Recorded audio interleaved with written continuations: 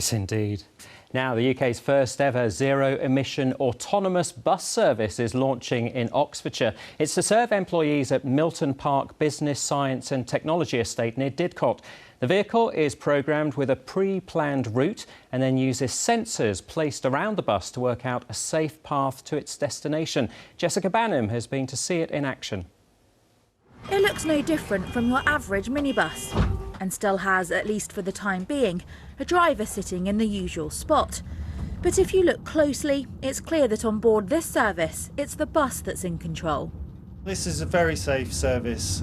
We've got a lot of in-house expertise on safety, but also we have external experts who are not linked to the project in any way, who review the full safety case. And at the moment, it's a requirement that we also have a safety driver on board. Now, they're not strictly needed for the technology, but they are able to take over at any point and assume full manual control.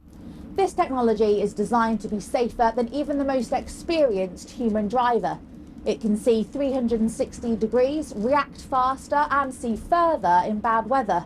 And that's all while not getting tired or distracted. The free service will be available to transport the park's employees to lunch or meetings elsewhere on site. So will staff get on board? I think probably the first time I'd be a bit cautious, but yeah, I'm sure it would be fine.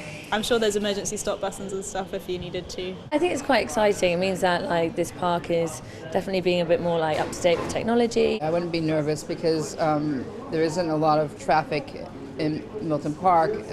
There's a 20 miles per hour limit.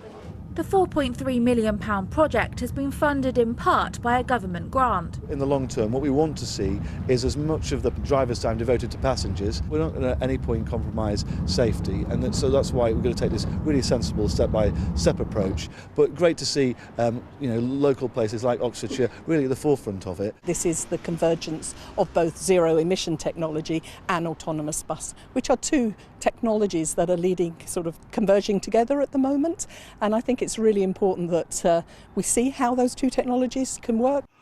The 3-month pilot will start carrying passengers in February, with plans to extend the service to Didcot Parkway train station later in the year. It's of course up to you whether you thank the bus as you get off. Jessica Banham, BBC South Today.